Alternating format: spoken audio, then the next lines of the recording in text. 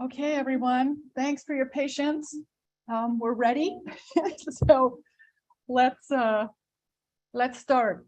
So to our live audience on Code Pink YouTube and Twitter, we are going to do tonight's broadcast in Spanish and English. And so you can join us if you want translation. Let me put into the live chat on YouTube, the link. And then we can get started. You can join us on YouTube if you want the interpretation, Spanish to English, English to Spanish, or feel free to stay with us on Code Pink YouTube Live and on Twitter. So I want to welcome all of you to What the F is Going On in Latin America and the Caribbean, Code Pink's weekly YouTube program of hot news out of the region. In partnership with Common Frontiers, Council on Hemispheric Affairs, Friends of Latin America, Massachusetts Peace Action, and Task Force on the Americas, we broadcast every Wednesday, 4:30 p.m. Pacific, 7:30 p.m. Eastern on Code Pink YouTube Live. You can also now find us on Apple Podcasts, Spotify, Telegram, and at radindiemedia.com. As I mentioned before, our conversation will be bilingual with Spanish, English, Spanish interpretation, and that will be available via Zoom. And again, I will post that in the YouTube chat for all of you. Today's episode is entitled Social Movements, Community Organizing, Political Formation, and Electoral Wins. This episode was inspired by a fantastic group of women throughout the Americas, of whom I am very privileged to have worked with over the years, but specifically in the run-up to Petro and Francia Garcia's electoral win in Colombia on 7 August. And so this is really, I'm sorry, I'm kind of a little choked up talking to all of you this evening because I love all of these women and we've had just such wonderful encounters working together and some wonderful success. And we want to share with you some of the roots of that success, because this theme for today's topic is something I think that those of you who are regular, or part of our regular audience, you will recognize this theme. We've had a year plus of elections throughout the Americas, and every time we have covered one of these elections, beginning in Bolivia in October of 2020, all the way through Colombia of summer of this year, every time we've covered the elections, pre, during, and post, we've come up with talked about the importance, or at least touched on the importance of movement building to organize communities, organize nationally, provide political formation, eventually develop candidates and an electoral platform, and ultimately win office for center left and even revolutionary left governments. And we've had enormous success in the past 14 plus months. And so tonight we're going to talk to you about that. That theme is going to be the whole evening's discussion. And we're going to focus on 4 countries. And so I want to, let me just tell you how we're going to structure the evening, and then I want you to meet the four women who will be talking with us tonight. So we're going to do this in a chronological order. We're going to start with Nicaragua. And we're going to talk about how Nicaragua was able to preserve Sandismo and the FSLN during the neoliberal years, and how they were able to hold the community together politically, electorally, motivationally, ideologically, to re-elect a second Sandinista government in 2006.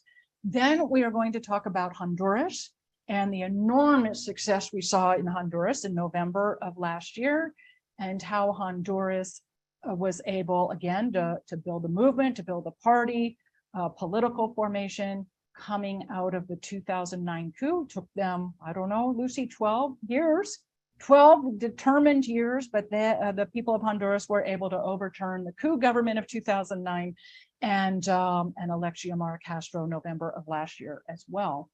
Then we're going to move on to Colombia, because Colombia just saw enormous governmental, economic, and political change this summer. And we're going to talk about how that all happened. And finally, we will discuss Brazil. Brazil is still on the electoral horizon, October 2nd of this year. And we'll talk about what's happening on the ground in Brazil now to, again, have a cohesive political, social movement and hopefully change the government in Brazil in October of this year. So what we're first going to talk about Nicaragua. So let me introduce to you Claudia. No, sorry, that's Brazil. Oops, I'm on the wrong part of my notes. I apologize. Okay, we're going to start with Nicaragua. Sorry, I want you to meet Lola Esquivel. She is the founder of La Gloria Quintanilla Women's Cooperative, which is a member of the Rural Workers Association, ATC, and some of you in the audience know of Friends of the ATC and remember the terrific delegation of March of 2021 that Erica Takeo led for us and was enormously successful. And of course, we met Lola on that trip and again in January of this year. So Lola, welcome. Are you with us? Sí. Buenas tardes, compañera Rita, Lucy, Terry, Elizabeth y Claudia. Para mí es un gusto estar aquí compartiendo y este tema tan importante de nosotras las mujeres como organización. Decirle pues que en los años 90, ¿verdad? 16 años de neoliberalismo soportamos, nosotras principalmente las mujeres. Fue una vida triste, ¿verdad? Porque primero vivimos todo el tiempo esclavitud con Somoza, pero para nosotros lo más duro que ha sido en 1990 fue la parte de las mujeres en la manera de vivir de la tierra, que todo lo que nosotras habíamos recuperado, pues en 1990 perdimos. Estamos hablando de 2 millones de tierras. El 25% está en manos de mujeres y retroceder una lucha que nos costó y retroceder para atrás, pues para nosotros duro, porque ya hay compañeras que murieron, compañeras que hoy no están, ¿verdad? Pero gracias a nuestra organización, a la Asociación de Trabajadores del Campo, nos mantuvo vivos, capacitándonos, reuniendo clandestinamente, porque con doña Violeta, para empezar con este gobierno, a pesar que era una mujer, nosotros teníamos una ilusión que al ser una mujer presidenta, todo iba a cambiar. Y no fue así, fue peor, porque se nos mandó a la calle. Y nosotras venimos aquí a Managua, a la UCA, y allí nos tiramos en las calles haciendo protestas con nuestros hijos, mujeres embarazadas. Nos movilizamos más como unas 3,000 personas para hacer sinvergüenzar al gobierno, pues que se sintiera avergonzada la presidenta, que no era justo que nos volara a las calles, ya que nosotros veníamos de ser obrero agrícola, andar volando machete a Somoza. Y al llegar allá a nuestras tierras, nos sacaron. Entonces, pero se mantuvo la sostenibilidad de nosotras y la fe que tuvimos y logramos, ¿verdad? Trabajar 10 años de lucha en esa parte con doña Violeta y Arnoldo Alemán. Con Arnoldo Alemán, pues fue peor, ¿verdad? Porque se presentó el huracán Miss, que nos golpeó a Nicaragua muy fuerte, a los productores, nos golpeó duro y también él destinó plata para su riqueza, pero nunca para el pueblo. Entonces, siempre nosotros sosteniendo la tierra, no teníamos ni una casita donde reunirnos, no había condiciones. pero logramos nosotros a través de la organización luchar, juntarnos en los sindicatos. El primer sindicato que formamos fue el de Ismelda González y eso nos dio fortaleza a las mujeres para que nosotros tuviéramos unidad, porque cuando un pueblo, en una comunidad, podemos estar organizados, pero si tenemos un gobierno que no tiene políticas públicas, jamás retrocedemos. Y peor, un gobierno que ponía las tierras a subastarlas. ¿A quiénes se las subastaba? Por lo menos a los pelas, los carriones, a muchos empresarios que hoy, ¿verdad? Ellos tienen manzanajes de tierra, son empresarios muy fuertes en Nicaragua y que a la parte de eso nos hacen daño porque nos friegan el medio ambiente, se nos llevan nuestras riquezas. Entonces, por toda esa lucha, nosotros nos juntamos y dijimos, no, vamos a sostener estos 16 años de neoliberalismo, sabiendo que no teníamos agua, no teníamos luz, no teníamos casa, las mujeres éramos invisibilizadas, había muchas violaciones a nuestros derechos, irrespeto de ellos en sus alcaldías, en el poder, no éramos vistas nosotros. Más que la Asociación de Trabajadores del Campo, es una organización de izquierda muy reconocida en Nicaragua, en nuestra base. Peor, y yo me acuerdo que una vez ellos leyeron en una lista roja en 1994 y ahí salió mi nombre, estaba en lista roja, o sea que ni mi familia ni mis amigos podían entrar a trabajar y nosotros así pues no nos da vergüenza sembrando chayote, rajando leña para poder sobrevivir.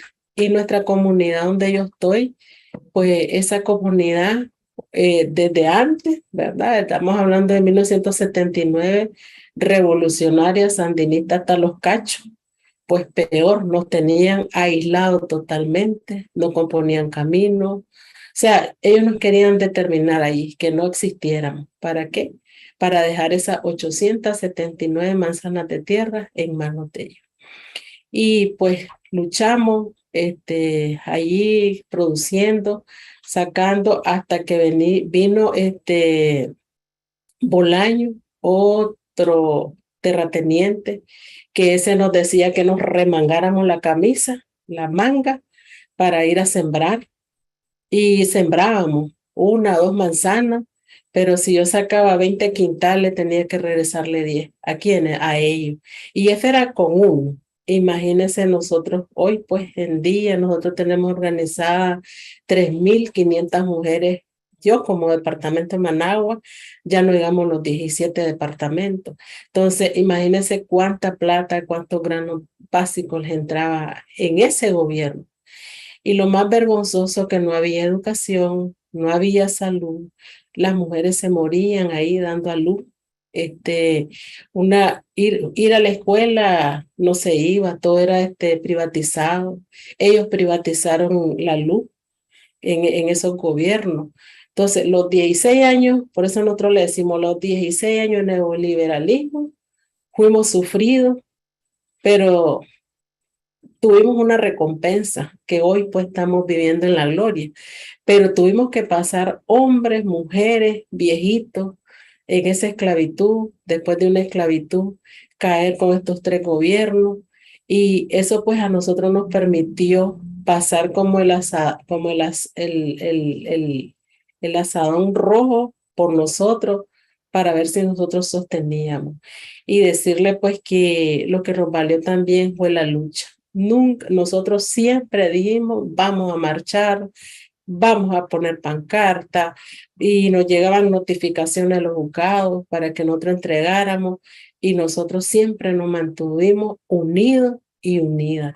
Creo que la esencia de nosotras y nosotros, y aquí en Nicaragua, es que nosotros somos en esa parte, somos fuertes. Aunque estemos con hambre, decimos que no tenemos hambre. Y cuando una lucha la queremos lograr, pues nos juntamos todos. Pero decirle pues que muchas mujeres, muchas jóvenes de esa edad, quedaron analfabetas, nunca fueron a la escuela, nos llenamos de hijos, ¿verdad? Porque no había una píldora, no había condón, nada de eso, pues porque no existía en esa parte. Y si en la parte de trabajar, pues se trabajaba a lo bruto, no había quien controlara los salarios, la calidad de agua, bebíamos agua de las pilas, de lluvia, sucia. Entonces, ¿por qué? Porque siempre el terrateniente quiere más él y explotar a las personas más débiles.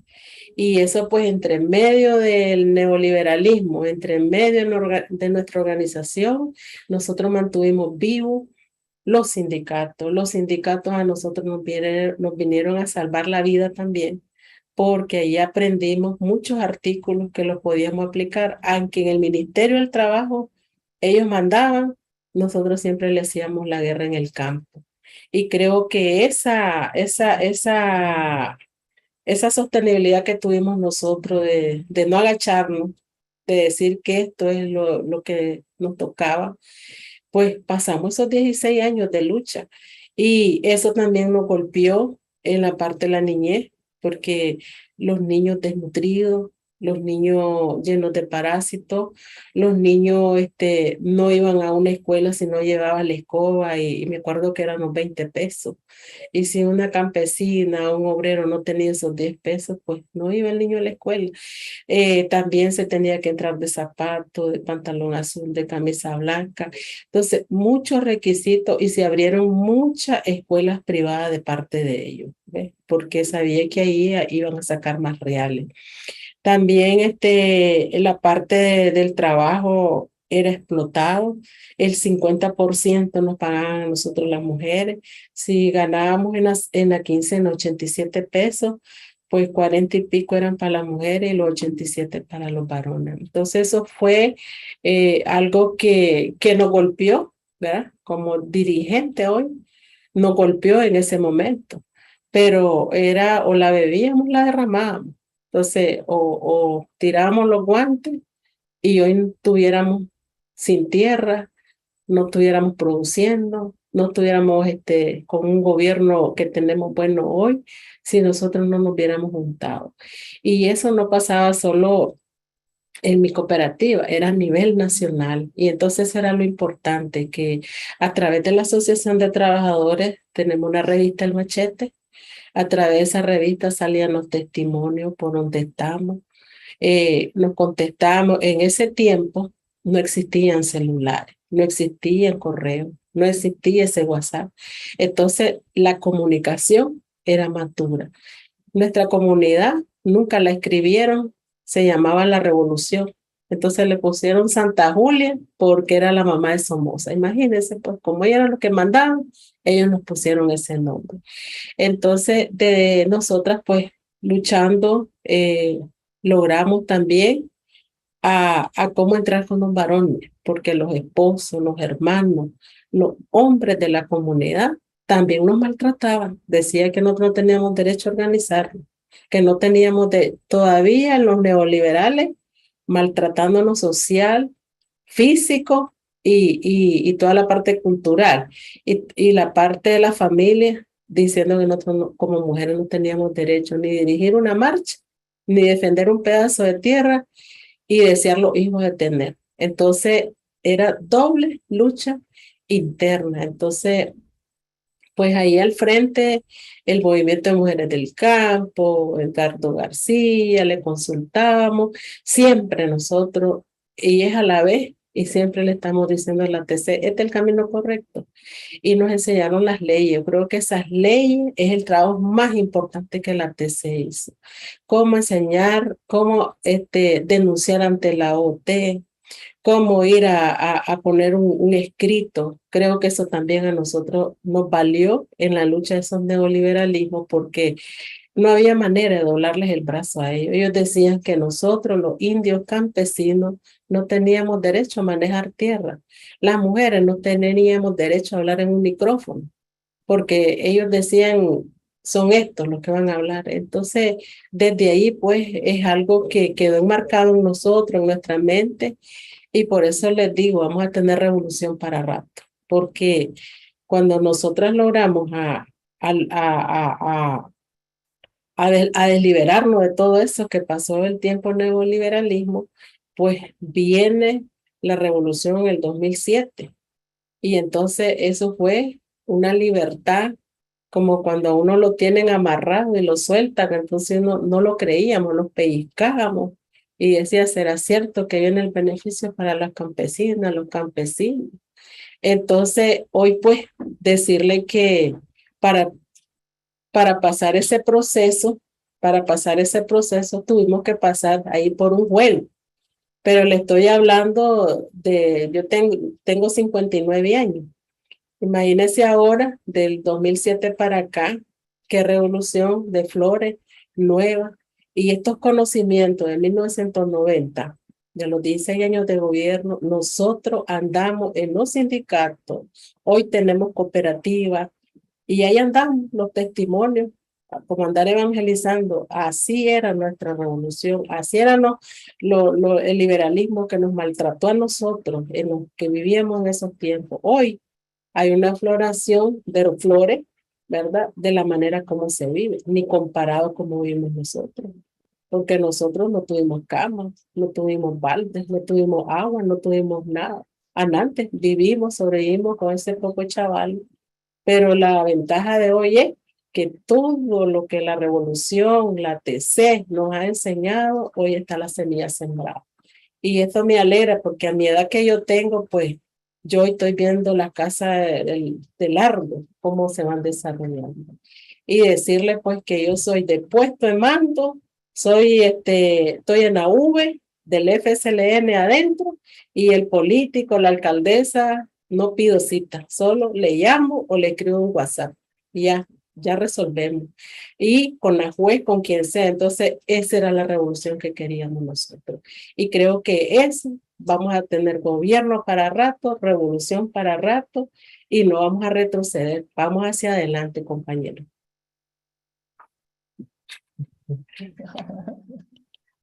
Mil gracias, Lola.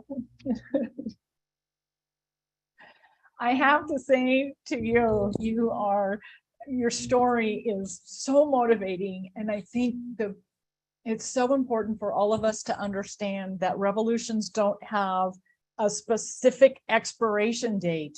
They build, they start, and it is a continue day in, day out with no expiration date. It is a project that is continuous, and you are you're so important to that whole philosophy, and such a great example of what can be accomplished day in and day out, and looking for the future and continuing to build. And I'm so thankful for you joining us today.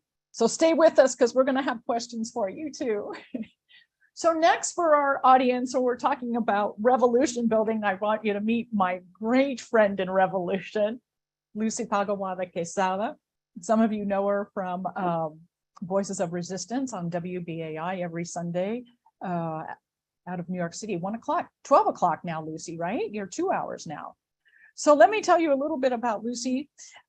She is with the New York City Department of Education. She's a teacher with the New York City Department of Education, excuse me.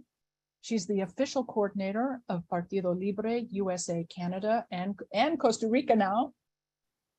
And as I mentioned, she's the producer and co-host of Voices of Resistance, which broadcasts on WBAI New York City every Sunday at 12 p.m. So welcome, Lucy.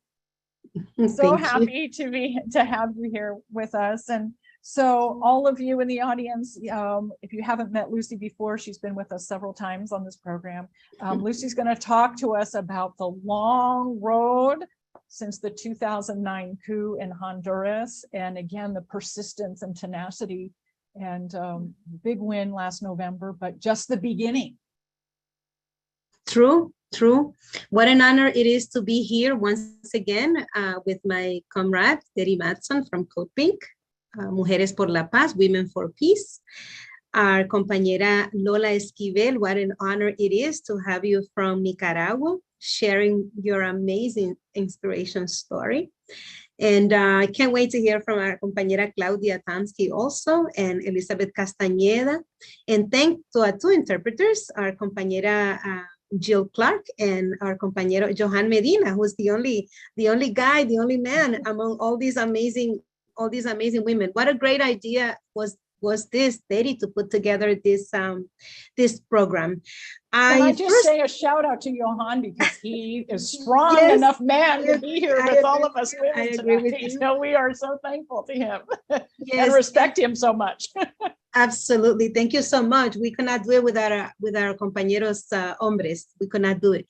And they could not do it without us either. And so we want to also ask the people who are watching us to share this program, because the more people, get to it, the better it is, because the idea is that we exchange what we are doing, some of our experiences, and see how we can inspire each other is basically what's about. I want to talk a little bit about this concept, the importance of social movement building, right?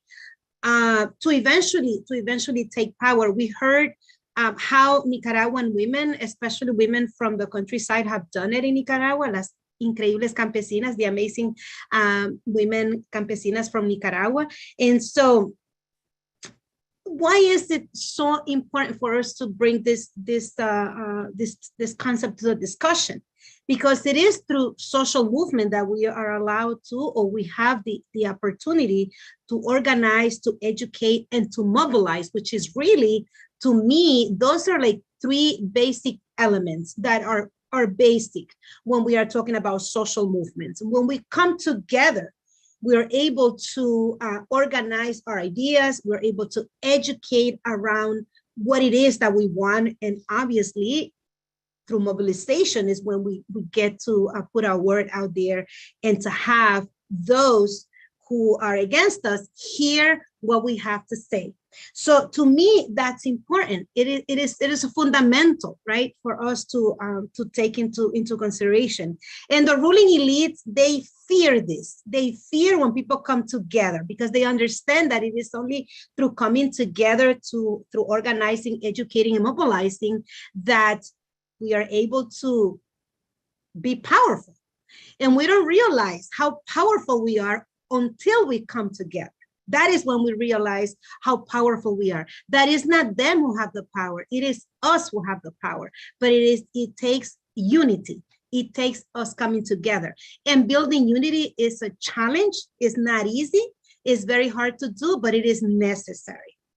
And we have seen how this sort of like formula has worked throughout our entire region. And I'm talking about since the 1950s. I'm talking about since the Cuban Revolution, where there was no cellulars either. As Lola mentioned, in Nicaragua, during the Sandinista Revolution, there was no cellulars, there was no WhatsApp, there was basically no technology.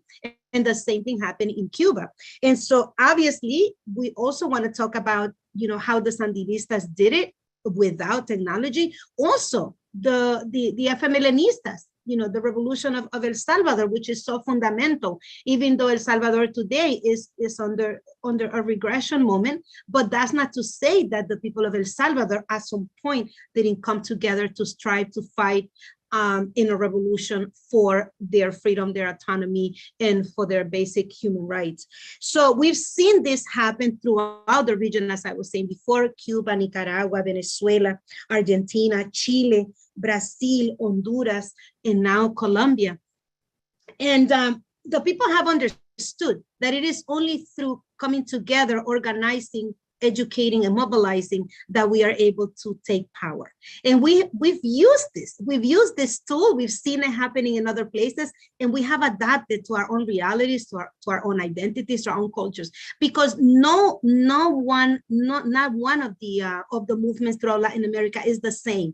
Each movement, each country has its own way of doing it. But we understand that there are fundamental pillars that help us build, that tool, and turn it into a political weapon or tool, whichever word you want to use, right? I like to use tool rather than weapon, because we are pacifists. We are not we are not violent people. So I like to use tool. We turn it into a political tool, and then from there, that's how we take power.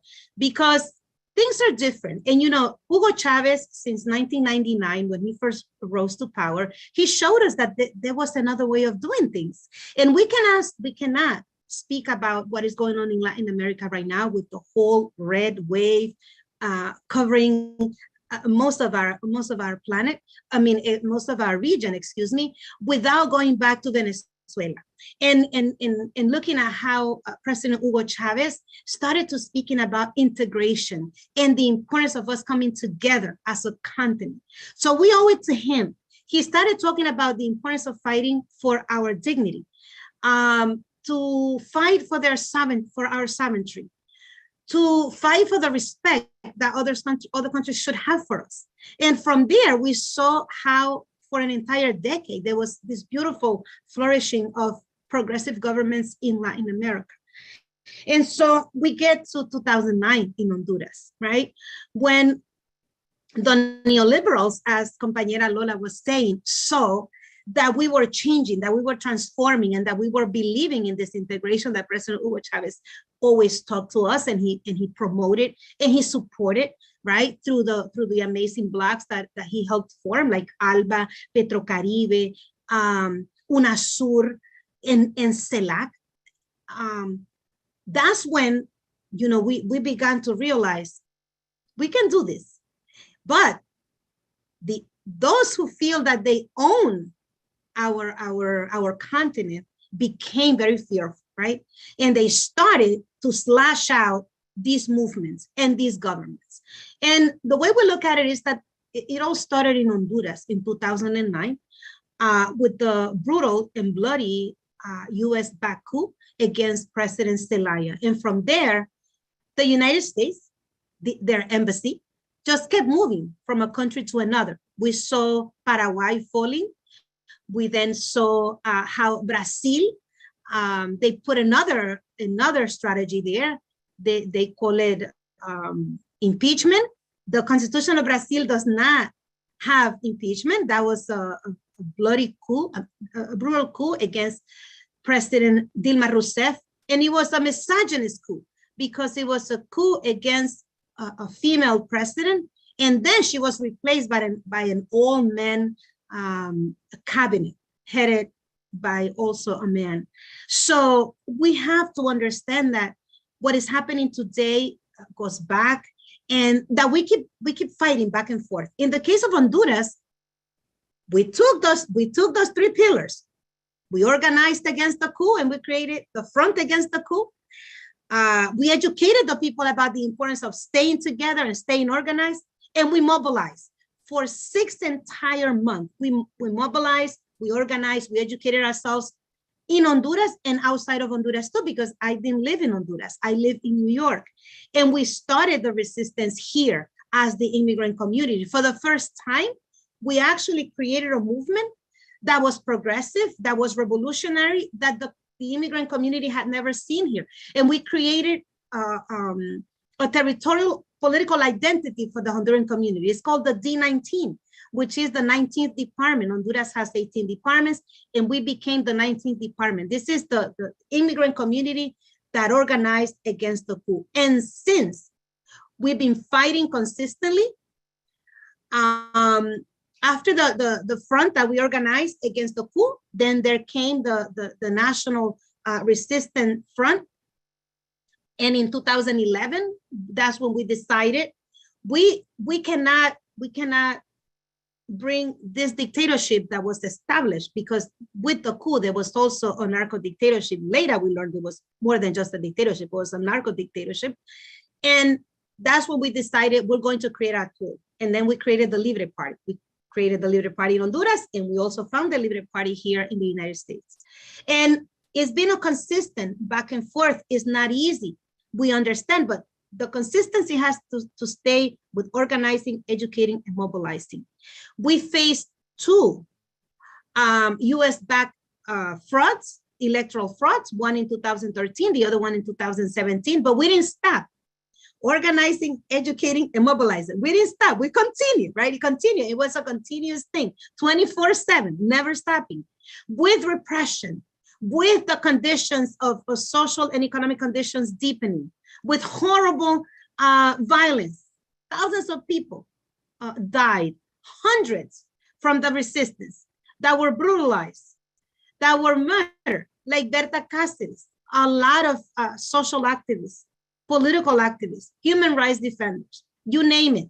We also saw how Honduras during that whole decade became a country that exported humans through the caravans, thousands of people leaving Honduras because they could no longer withstand the levels of poverty, misery, violence, and exploitation, and basically inequality. People could no longer live in Honduras because of everything that was going on as a consequence of the coup. But we never stopped fighting. We never stopped struggling. And in 2021, so persistence is very important too. There's going to be moments when through the organizing process, you're going to get tired and you're going to feel like we cannot do this anymore. But in Honduras, we never stop. And yes, we got tired sometimes, it's true. But what we did is that we sat down for a bit and then recharged and went back. And in 2021, that's when we saw the fruit of our 12 years of struggle. And not only did we elect a progressive government, we elected the first female president in the history of Honduras because she is a result of our struggle. With change, we envisioned that we also wanted to see that fundamental change of doing things differently. And so our bet was to have the first female president elected. And we elected President Xiomara Castro de Estelay. So with these three pillars, that's how we got to power. But I have news for you. We need these pillars and we need these fundamentals to get to power, but we also need them to stay in power. Now we are applying these pillars to continue in power because the right wing will not stop. We see what is happening with President Castillo in Peru. We see what is happening with President Cristina Fernández de Kirchner in Argentina. We see what goes on in Nicaragua. We see what goes on with Cuba and with Venezuela. If it's not the illegal and horrible, but criminal blockade against the people of Cuba, is the economic illegal sanctions in Venezuela and in Nicaragua, or the attempted coups. We saw what happened in Bolivia with the coup against President Evo Morales, but we saw the people too coming back because like Vice President Cristina Fernández de Kirchner always says, the people always go back. Once they taste a bit of freedom, a bit of sovereignty, a bit of all of that dignity, and they start getting what they deserve, right? Their human rights being respected, and all the wonderful things that come with this process. People want to go back. They don't want to stay the same. And this is why we're very hopeful about Brazil. We have no doubt that Lula is going to go back because, as Cristina says, the people always go back. And I just want to say that we are in full solidarity with Vice President Cristina Fernández de Kirchner. She is being persecuted, lawfare. They want to take her out of combat. They're not going to be able to because the people of Argentina will defend her. They already know they won't let go. They will continue to fight. And so it is important. We have to organize. We have to mobilize, and we have to continuously educate ourselves about what we're doing so that we are able to defend our gains. Thank you for the opportunity. And wow, it is so beautiful to be here today. Thank you. Wow, Lucy, we want you for president. We always learn so much from you. And I mean, you're just, you know, such a guerrillera. Always, every day, in all forms, and we love you for that.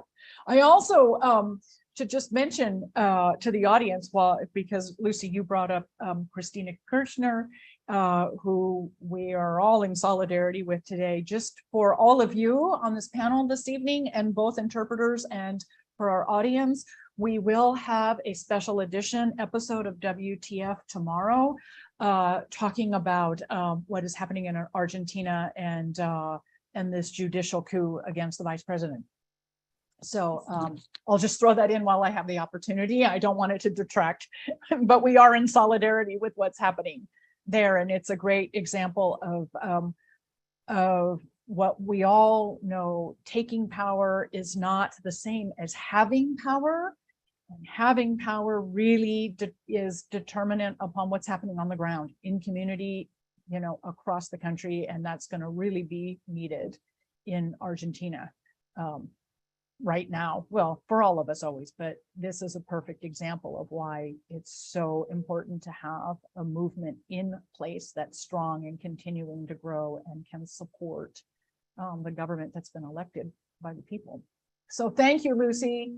Always love your energy and your knowledge, and thank you for sharing that with us.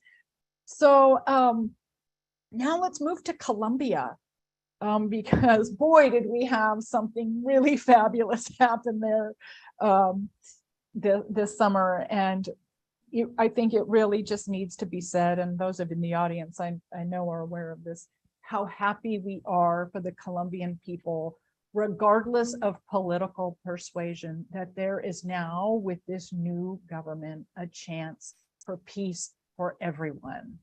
And what it has taken to achieve this election result and this new government is profound. And so I want all of you to meet our friend, our partner in solidarity and struggle, and also from this great project that we've had working on the Colombia election. So please, let's welcome Elizabeth Castaneda. She is Colombian, and she has been such a great leader on the ground and in the airspace for Colombians and in the nation of Colombia as well as abroad. And so welcome, Elizabeth. I'm so honored that you had time to join us this evening. Gracias, Teri. Buenas noches a todos, a todas. Les agradezco enormemente la oportunidad de aprender también de todas estas conversaciones tan enriquecedoras que estoy escuchando acerca de las luchas de nuestros pueblos hermanos. Quería también agradecerles la solidaridad enorme que han tenido con el pueblo colombiano, no solo en las elecciones, pero durante todo el estallido social que vivimos en el 2021. Fue muy importante para nosotros la solidaridad de toda la comunidad internacional, de todo el continente americano. Aprendimos mucho y finalmente lo logramos, y no hubiera sido posible sin la solidaridad de nuestros hermanos. Pero también quiero hacer una mención especial a todos los colombianos que viven en el exterior, que son muchísimos. Tenemos una de las diásporas más grandes de Latinoamérica debido al conflicto social que se ha vivido en Colombia por décadas, y que se unieron de una manera sorpresiva, diría yo, que nadie se lo esperaba, y menos el gobierno uribista que teníamos, que finalmente nos íbamos a reunir los que vivimos fuera de Colombia alrededor de nuestra idea de paz y nuestra idea de un proceso diferente al que estábamos viviendo bajo estos gobiernos autoritarios y definitivamente llenos de tantos crímenes que es como difícil enlistarlos. Entonces, lo que quiero traer al foro es como una descripción de diferentes momentos de la historia de Colombia, durante las cuales el movimiento social colombiano ha sido el motor de muchas del futuro, ¿no? De ver el futuro y de pararnos allí fuerte y de trabajar para que las cosas se dieran. Cuando se habla del proceso de paz, casi siempre se le otorga todo el beneficio al presidente Juan Manuel Santos, pero realmente el movimiento social colombiano fue el que determinó que ya era el momento de firmar la paz. Fue el movimiento social que hizo paros campesinos, paros indígenas, paros de camioneros, paros de todo tipo durante el gobierno de Juan Manuel Santos, después de que habíamos tenido que elegirlo para que no pasara el nuevo candidato del expresidente Uribe. Confirmamos a Juan Manuel Santos en el poder para que firmara la paz. Fue la única razón por la que volvimos a elegir al que alguna vez fue el vicepresidente del presidente Uribe. Entonces, yo, aunque reconozco que fue él quien firmó los acuerdos de paz, creo que la paz en Colombia se le debe a las comunidades organizadas, a las comunidades de víctimas del Estado, a las comunidades de diferentes movimientos, al movimiento indígena, al movimiento campesino, al movimiento estudiantil, a las mujeres que han cumplido un papel tan importante en estos diferentes momentos de la historia colombiana. Luego de que se firma el proceso de paz, los acuerdos de paz en Colombia, renace una esperanza porque nosotros inocentemente creíamos que finalmente este gobierno había entendido que nosotros todos queríamos la paz y reorganizar el país de una manera diferente, donde cupiéramos todos.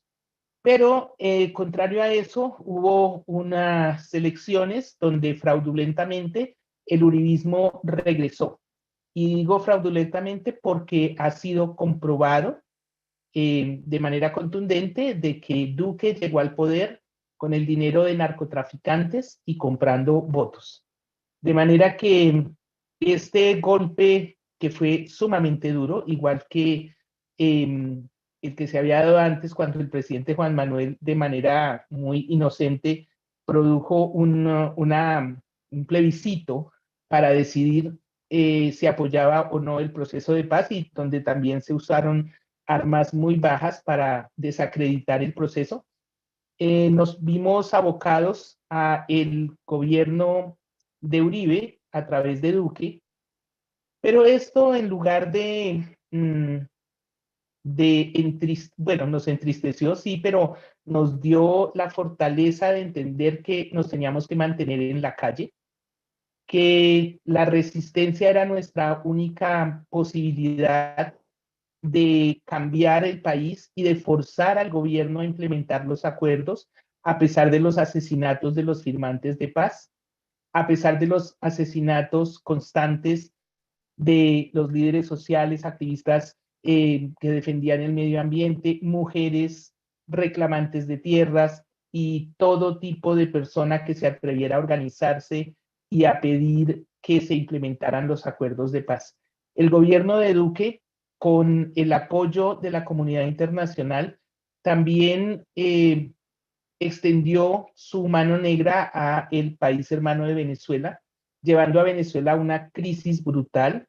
Colombia en este momento tiene muchísimos hermanos venezolanos en unas condiciones absurdas, indignas, y ha sido muy triste ver que desde la frontera colombiana se ha atacado de manera constante al gobierno, al hermano país de Venezuela.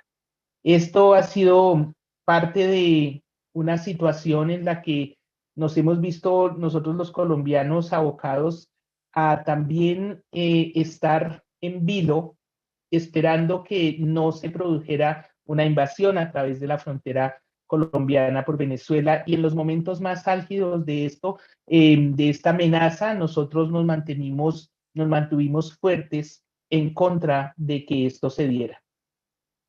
Pasado ese momento, durante este momento, crecieron muchos movimientos simbólicos que llegaron a formar un diálogo muy particular y a envalentonarnos, a darnos alas a nosotros los colombianos.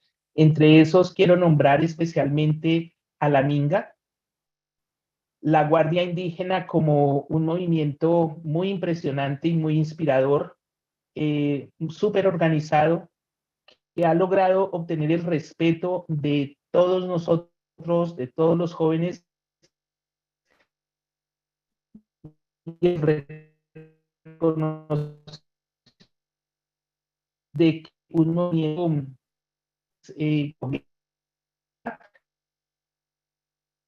que buscar simplemente en las calles de un lado a otro del país para lograr levantar al pueblo completamente. Y yo creo que en ese caso la Guardia Indígena y la Guardia Cimarrona, el Movimiento Negro de Colombia, se llevan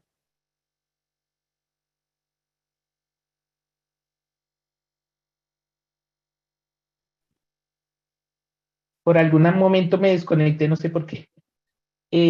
También quería nombrar al movimiento estudiantil que se mantuvo en pie de lucha todos estos 4 años del gobierno de Duque. Fueron los primeros en entrar en paro en el 2018.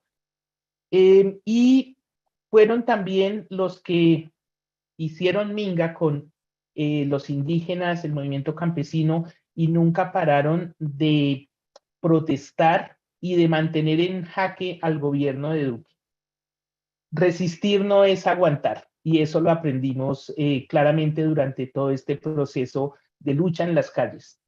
Después de ese momento vino la pandemia, y como excusa de la pandemia que ya pues nosotros habíamos sufrido durante estos robos continuos que nos hacían cuando nos mandaban unos mercados súper caros a las calles y los llenaban de productos importados para poder cobrar más. Le entregaron básicamente el patrimonio nacional, se lo entregaron a los bancos durante la pandemia, y no invirtieron en absolutamente ningún beneficio social para la gente más pobre.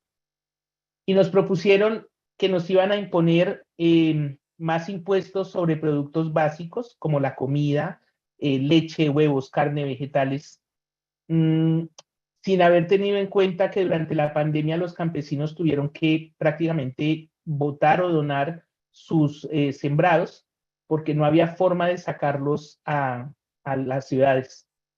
Esta situación trajo como fue anunciada, trajo como resultado que el 23 de abril del 2021 salimos a las calles tanto dentro como fuera del país, y nos mantuvimos en la calle por varios meses.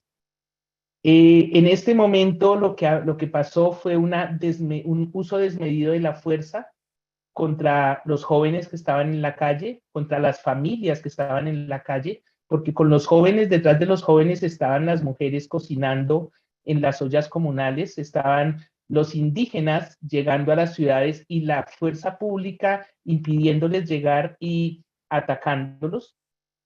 Estaban los jóvenes en las ciudades resistiendo en los puntos donde pues, se podía bloquear la movilidad de la ciudad para que todo el país tuviera que parar. Gran ejemplo de resistencia, Cali y Buenaventura. Todo honor a quien honor merece. Otras ciudades como Bogotá también hicieron lo propio, Pereira, Medellín, pero definitivamente una de las cosas que aprendimos en Colombia es que teníamos que llevar la guerra a la ciudad para que finalmente estas personas que se atrevieron a votar en contra de la paz entendieran por qué nosotros queríamos paz y queríamos parar la guerra.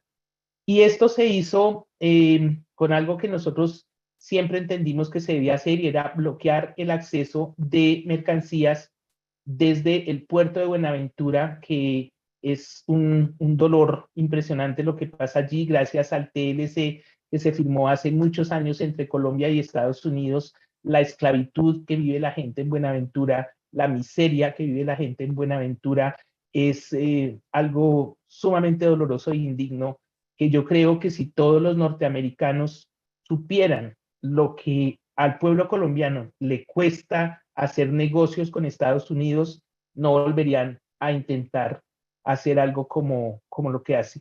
Por el puerto de Buenaventura salen el 80% y entran el 75% de todos los productos que se consumen en Colombia.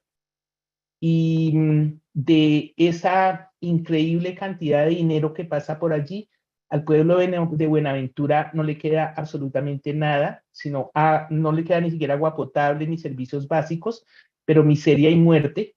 Buenaventura es un sitio donde pican la gente en pedazos debido a que la coca también mayormente sale por ese puerto hacia diferentes países de Europa y obviamente a Estados Unidos, obviamente a Norteamérica, razón por la cual nosotros siempre le hemos pedido al pueblo norteamericano que exija que se legalice aquí ese producto que tanto consumen para que los colombianos no tengan que pagar por sus gustos, por sus vicios, por por lo que ustedes quieran ver como un problema de salud, para nosotros significa guerra constante.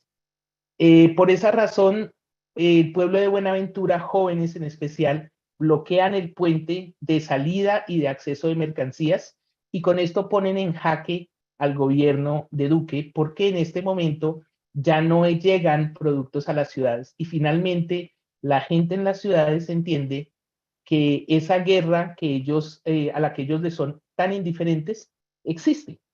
Y es como empieza Cali a bloquear diferentes puntos de la ciudad.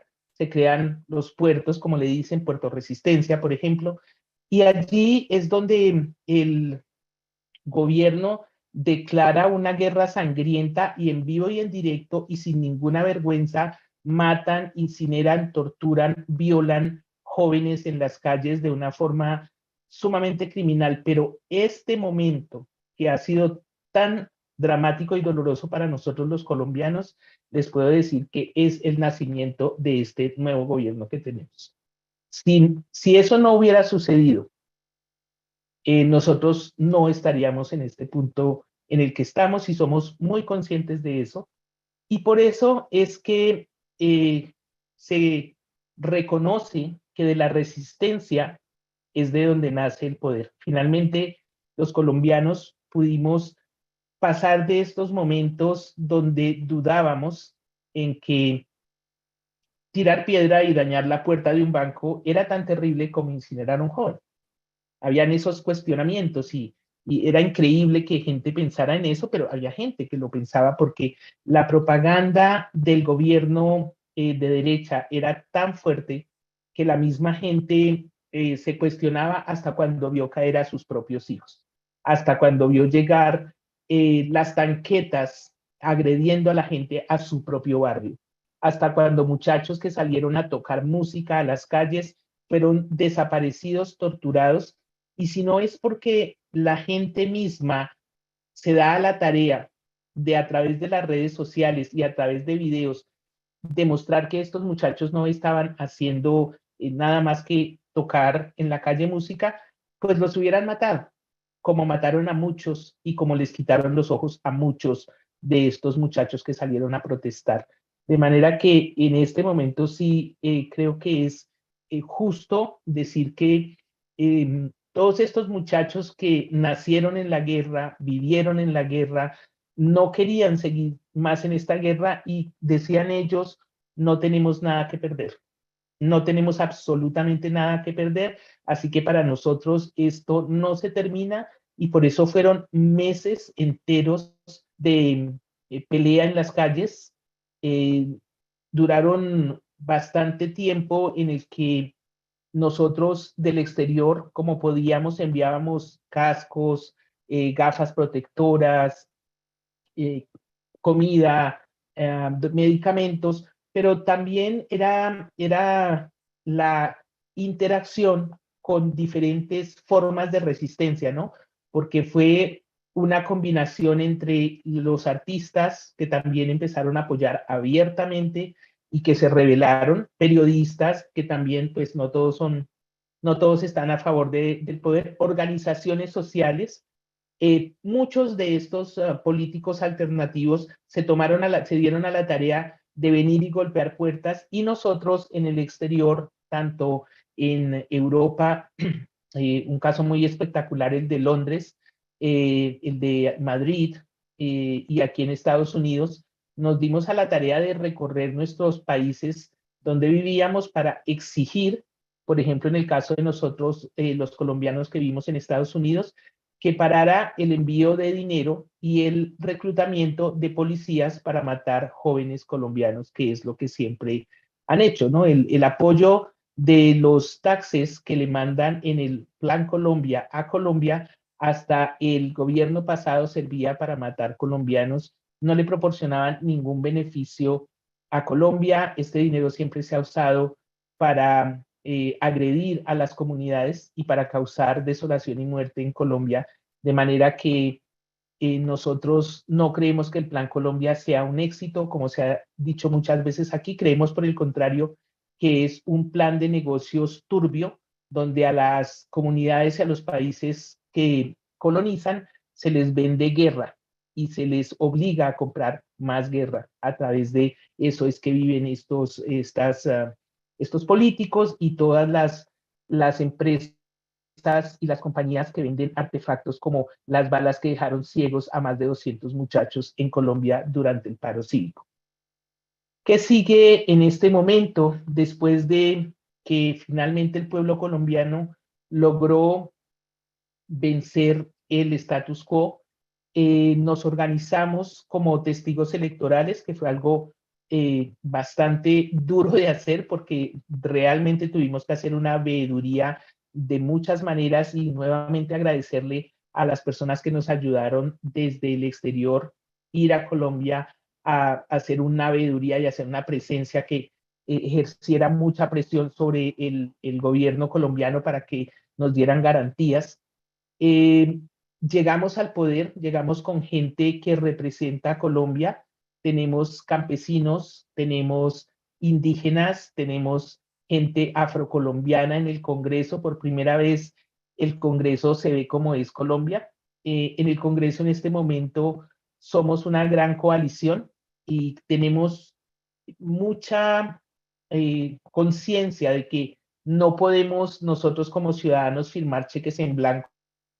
Exigimos que se cumpla lo que nosotros planeamos, lo que nosotros hemos esperado por tantos años, y eso es inclusión, eso es justicia para las mujeres, eso es una reforma agraria que ha sido siempre el motivo de la guerra en Colombia, el uso de la tierra.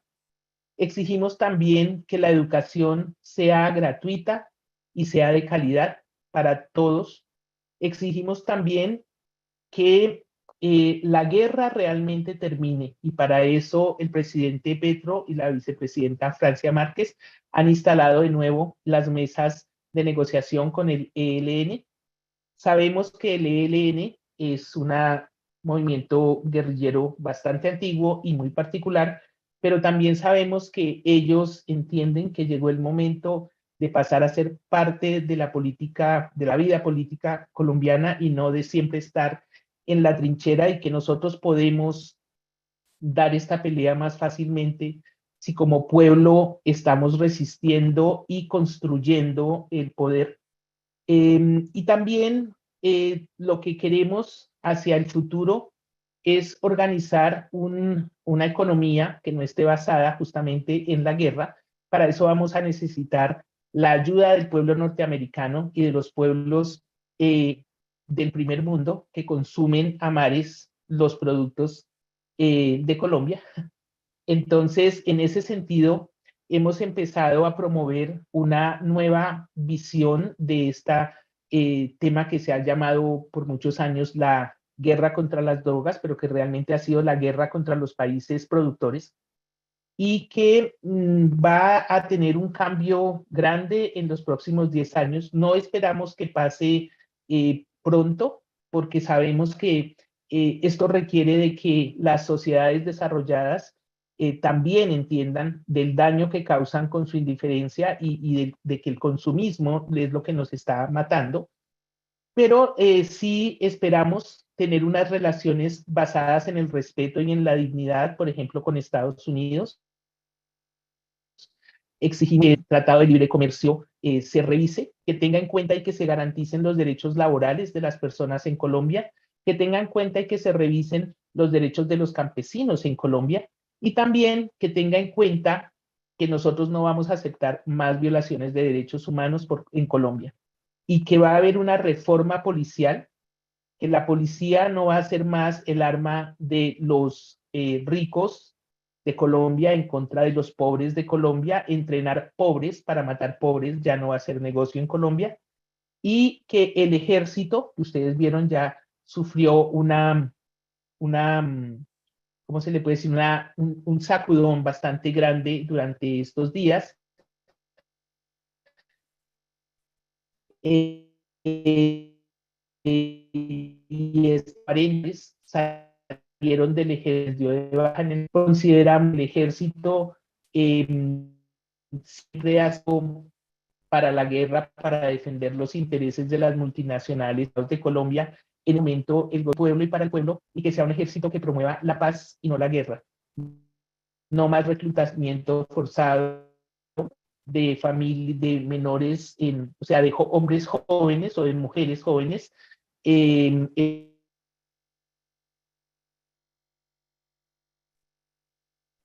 sé por qué está pasando esto, pero bueno. Primero, en primer lugar, eso, garantías para los jóvenes, garantías para las mujeres.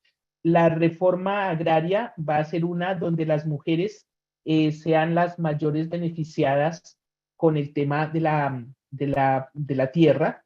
Y otro tema es el tema de que no queremos ser un país minero, no queremos ser un país donde se haga fracking, no queremos ser un país donde nuestros ríos se envenenen con mercurio para sacar oro. Y esto va a ser un proceso bastante complicado de hacer porque sabemos que hay muchos intereses, pero es la decisión del pueblo colombiano. Nosotros no queremos ser un país donde la muerte sea negocio y eso es lo que decidimos en las urnas y a lo que nos atenemos y lo que le exigiremos al nuevo gobierno que cumpla. Y asimismo nos preparamos para educar más, organizar, como dice Lucy, que es muy necesario para mantenernos en el poder democráticamente.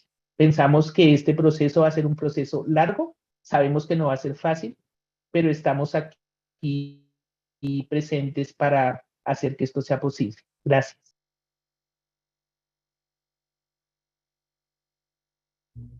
Bravo. What an achievement, Elizabeth. Elizabeth, can you share with us and the audience exactly what your work is so that people understand who you are and what organization you're affiliated with and how, Bueno, how important that work was? Yo soy una inmigrante normal, común y corriente, no tengo mayores logros políticos, pero soy muy buena organizando mi comunidad. Empecé a trabajar hace muchísimos años cuando vivía en Colombia y luego me fui a los Estados Unidos y desde que se firmaron los acuerdos de paz me propuse a ayudar a la implementación y a promover el apoyo al proceso de paz. Vivo en Nueva York, pero soy parte de lo que es el Pacto Histórico Internacional, que es el partido, la coalición que llevó a este gobierno al poder. Especialmente me afilio, antes estaba con Colombia Humana y decidí apoyar a Francia Márquez Mina, la actual vicepresidenta de Colombia. La razón es porque yo siempre he trabajado apoyando a comunidades y a líderes sociales y Francia es pues así como la máxima exponente, el ícono de toda esta organización en Colombia. Y consideré que Gustavo Petro ya tenía muy adelantado la tarea, sabíamos que era muy factible que ganara, pero queríamos que fuera un gobierno para el pueblo y del pueblo. Y Francia Márquez es esa garantía, es esa sello de las comunidades, especialmente de las comunidades afrodescendientes e indígenas, de que este fuera el pueblo el que llegara al poder y no simplemente políticos elegidos por el pueblo. Y eso ha sido una enorme diferencia.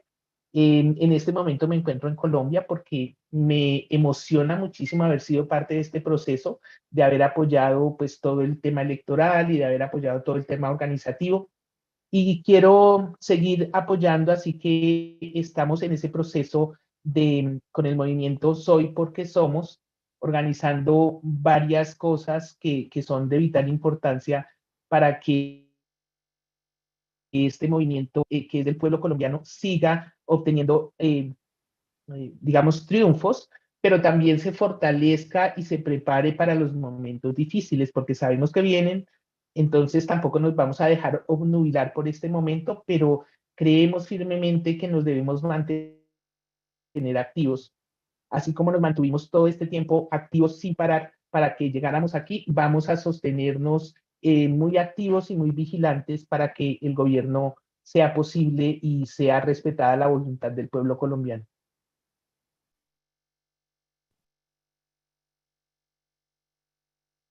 Thank you. Bravo. And the battle has just begun. as we have said all evening, that getting into office is part of the revolution, but there's no end date. It does not expire, because now the real work is going to start in Colombia. And we're hoping for a new government and the start or the continuation of revolution in Brazil. Brazil has presidential elections October 2nd of this year. And so I want all of you to meet Claudia Santana Tamsky.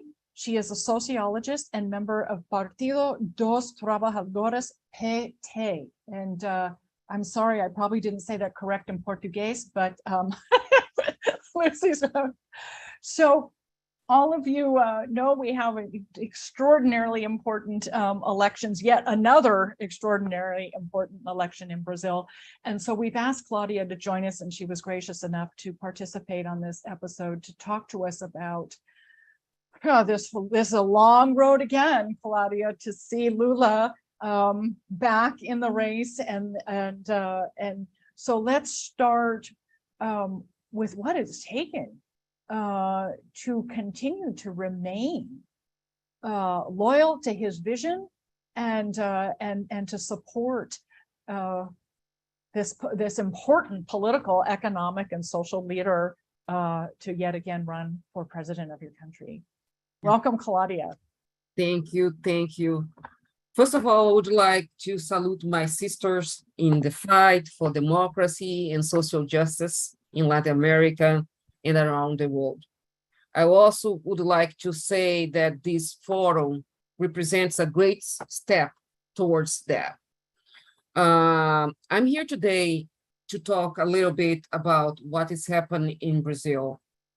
This country is the biggest in South America, has been under the attention of the international community since fascist president allied with corrupt militaries won our general election in 2018. After 3.5 years, Brazil has declined in all aspects of life, something which is reflected by a poor economy, high unemployment, increased poverty, inflation, violence, deforestation, pollution, and many others. This is the result, my dear friends, of a failed government run by a pro-militia president, supported by a right-wing majority in the Brazilian Congress. That's the truth. Brazil is 5 weeks away from its presidential election. This right-wing president, Jair Bolsonaro, has seen himself far behind in the polls to former President Lula da Silva from the Works Party, my party. Some polls shows the possibility of Mr. da Silva, Lula, winning the election in the first round. The scenario is driving President Bolsonaro to attack the Brazilian electoral system and threat to fight the result of the election if he doesn't give him a win. Similar with someone here in the United States, right? His strategy has been very similar to the one adopted by former President Trump in the US, who never conceded that he lost the election to Joe Biden. And also, Mr. Trump articulated a frustrated coup against a legitimate electoral voting system here in the US. So I can safely say that Mr. Bolsonaro, who is very close to the Trump family, is very inspired by what the President Trump has done here, and the Bolsonaro is willing to do the same or even worse in Brazil if he doesn't get reelected. Recently, Brazilian Supreme Court gave a statement to the New York Times journalist a few weeks ago, And I wanna quote this Supreme Court. He said, the New York Times journalist asked about the possibility of a coup or something like that, something very extreme. And he said, he mentioned the 1964 coup for the military coup. And he said, in 1964, which led the 21 years of brutal military dictatorship, the middle class supported that coup. Business people supported that too. The press supported that too. And the United States supported that coup too in 1964. And well, he kept saying, none of these players support the coup now. To me, this is a strong message in many ways. If the New York Times asked me the same question about the possibility of a coup, I would not mention the 1964 coup, but I would mention the coup for 2016 that withdraw Dilma Rousseff from cabinet. And the Supreme Court, he was right, because in 2016, the business people was in favor of the coup, the media, the press, in the United States. That's why Dilma was impeached. So, but he didn't mention that, of course, because the coup was legitimated by the Supreme Court. So this was said by Luis Roberto Barroso, Supreme Court Justice and Brazil former election chief. So he mentioned that to the New York Times reporter. So, but do I agree with his statement that nobody is in favor of a coup, so don't worry, it's not going to happen? Yeah, I do agree in his statement. This means that a coup can be prevented. Yes, I believe so. However, like Trump, Bolsonaro will do anything unconstitutional to promote chaos with the hope that he can stay in power. He will do what Trump did, or I believe worse than Trump, go so far as to threaten former President Lula's life. That's a big concern for us, for the Work Party, for the international community, for the democracy, the safety of former President Lula da Silva. And we can't forget that Mr. Bolsonaro is a militia man.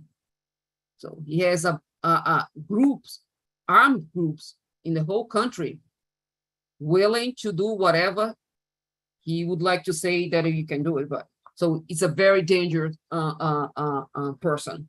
It's a very dangerous individual.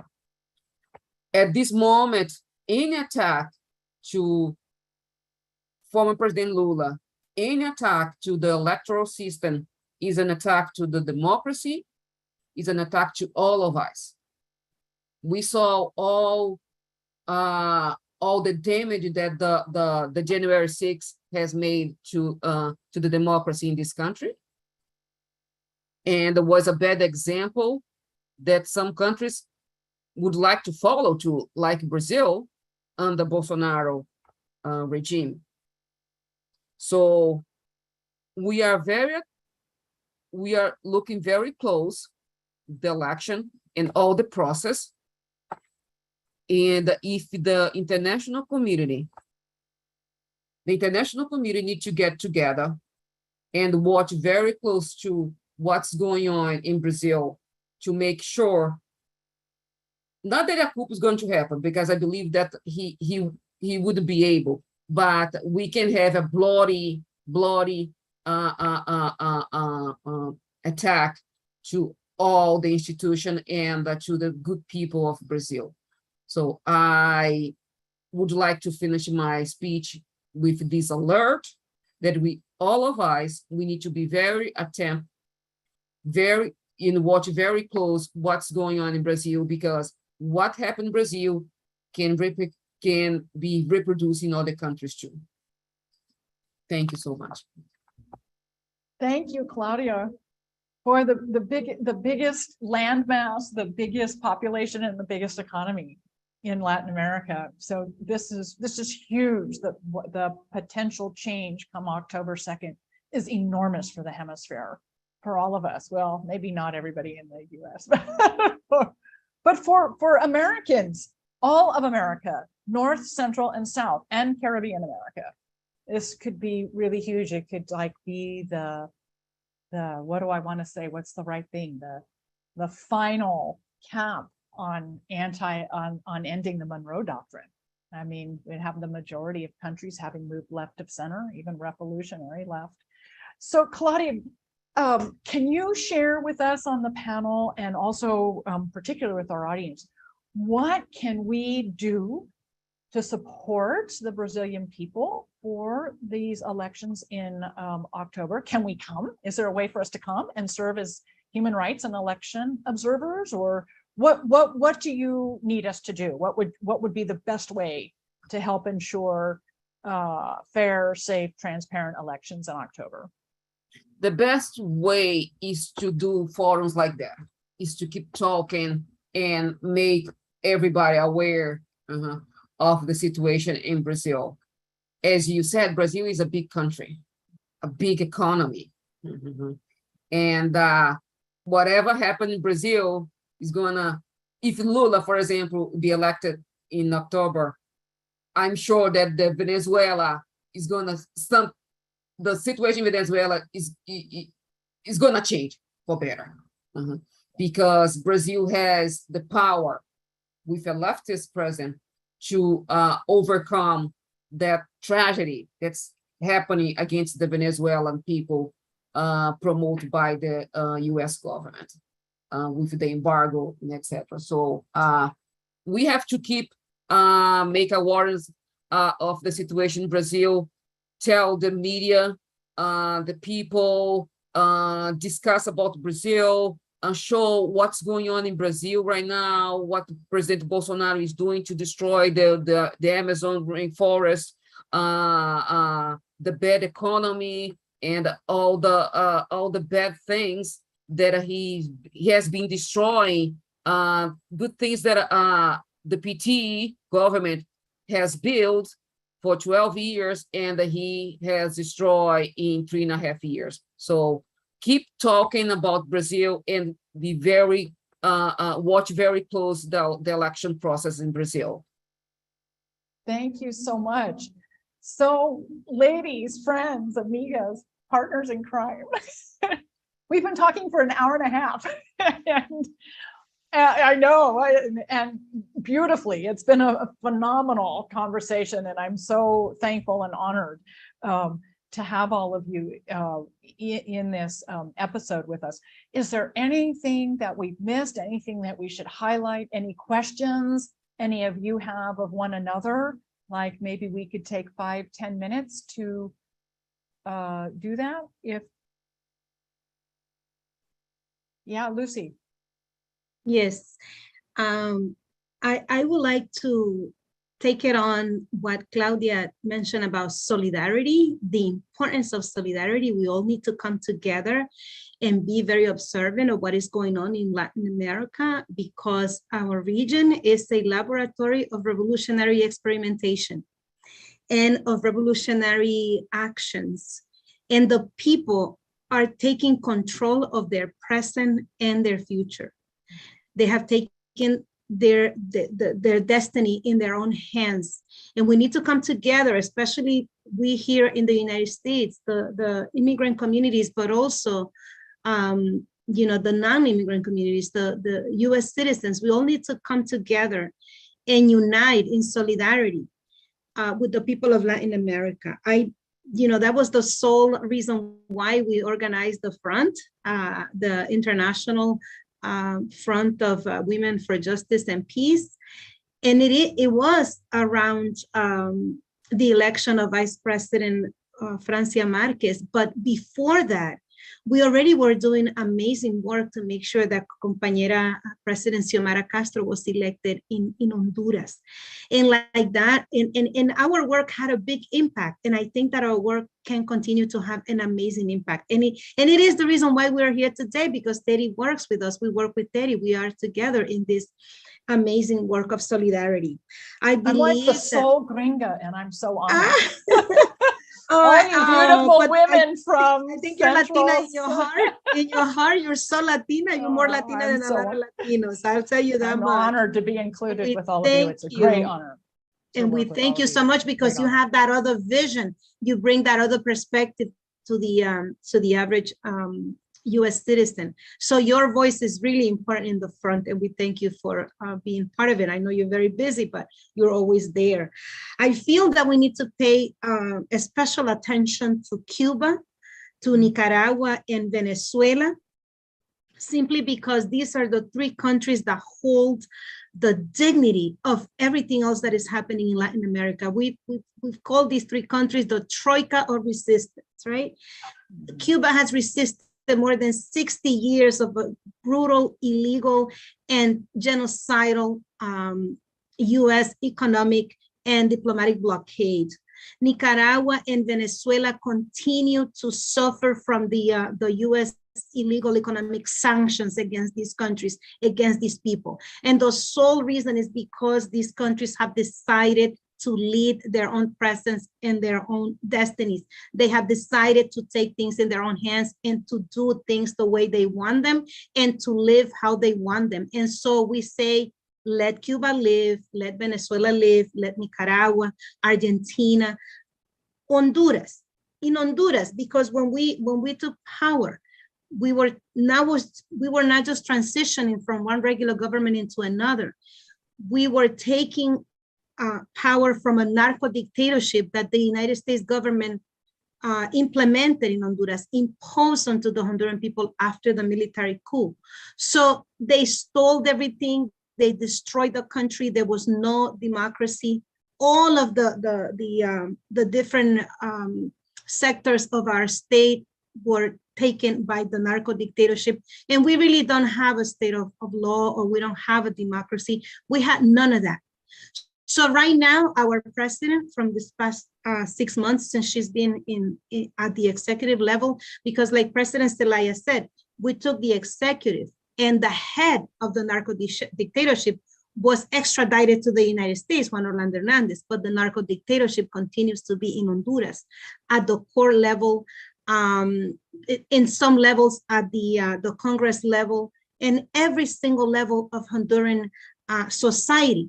So our main task right now, our government, is to first dismantle the narco dictatorship within Honduras and outside of Honduras. Let me tell you right now, at the international level, we still are having the same golpista councils here, because we haven't been able to change anything, because our state, we found it in ashes. It was completely destroyed. There was no money. They stole everything.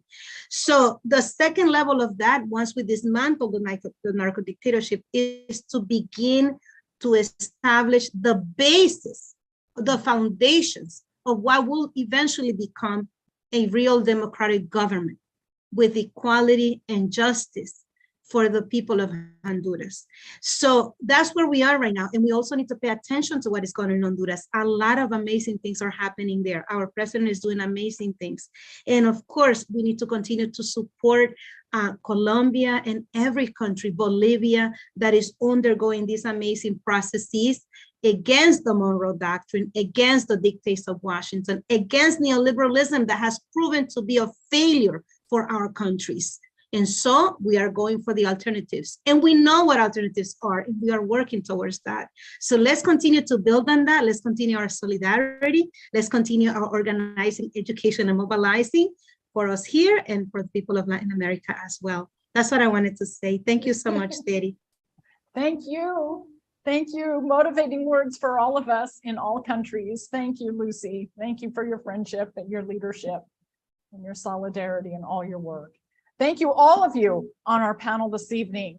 What an honor to be with you. And I also just want to shout out, I know, Lucy, you did this when we started, but we've had two incredible interpreters this evening.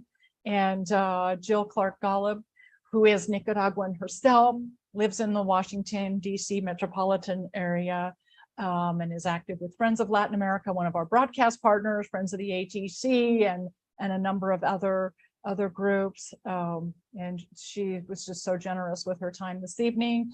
And also to Johan, thank you for being so brave and so strong to join all of us women tonight. You are a dream. We want to meet more men like you and have you work with us. And I think, Lucy, you said this earlier too, that, you know, it takes both. It takes men and women both. It's not just women, it's not just men, it's all of us together, men and women both, having to work in community and solidarity and develop a vision and the change that is good for all of us.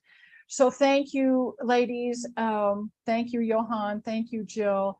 And we will continue to work together, create more projects. Also, everyone, please watch for the elections in Brazil. That is the last, that's the last piece of the puzzle. And we need and want a win there. And won't that be something? Won't that be something? And to make and see that happen. So for the audience, I just want to remind all of you, you've been watching What the F is Going On in Latin America and the Caribbean, Code Pink's weekly YouTube program of hot news out of the region. Tonight was an extended conversation. I hope all of you learned a lot, were inspired by everything that is happening in these 4 countries that we talked about tonight: Nicaragua, Colombia, Honduras, and Brazil. But the story is for all of America, including the United States, I would add, especially the United States, perhaps. So be sure to catch us every Wednesday, 7:30 p.m. Eastern on Code Pink YouTube Live. You can also watch us post-broadcast, or listen to us, excuse me, post-broadcast on Apple Podcasts, Spotify, Telegram, and we can also now be found on radindiemedia.com. So, and also one last little plug, be sure to watch listen to Code Pink Radio Thursday mornings, 11 a.m. Eastern, WBAI New York City, WPFW Washington, D.C. And also tomorrow, a special edition of What the F is Going On in Latin America to discuss this judicial coup that is evolving in Argentina against Vice President Cristina Kirchner. So thank you, everyone. I look forward to continuing to work with all of you. And what a treat to be with all of you tonight.